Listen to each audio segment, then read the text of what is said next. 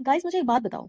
Flood आता है, लोग अपने घर अपना सब कुछ खो देते हैं, माँ बच्चे सड़क पर आ जाते हैं, परिवार के परिवार पुश्ते की पुश्ते उजड़ जाती हैं, इंसान की जिंदगी पल भर में बिखर जाती है और तब हम कहते हैं कि रिलीफ फंड है, सरकार मदद करेगी। राइट। लेकिन असली सवाल ये है कि रिलीफ फंड क्या है।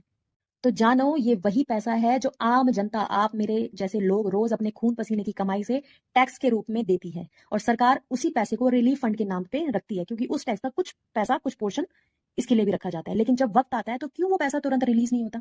क्यों एक एक फाइल टेबल से टेबल तक घूमती है, और जब तक अप्रूवल आता है जब तक तो जिंदगियां उजड़ चुकी होती है।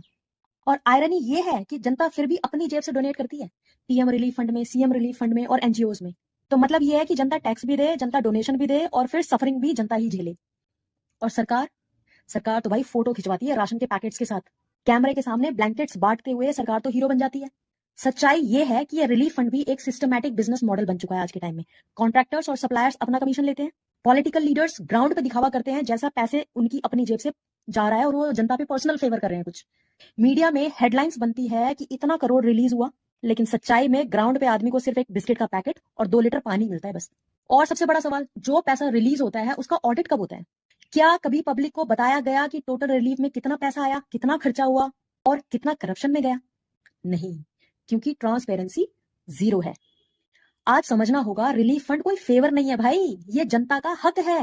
ये पैसा सरकार अपनी जेब से नहीं देती, ये पैसा पहले से ही जनता का है। तो सरकार से सीधा सीधा सा सवाल है, जब लोग तुरंत मदद के लिए रो रहे होते हैं, तब आपके ब्यूरोक्रेटिक फाइल्स और अप्रूवल ज्यादा इंपॉर्टेंट होते हैं, या उस एक माँ, उस एक परिवार के वो आंसू?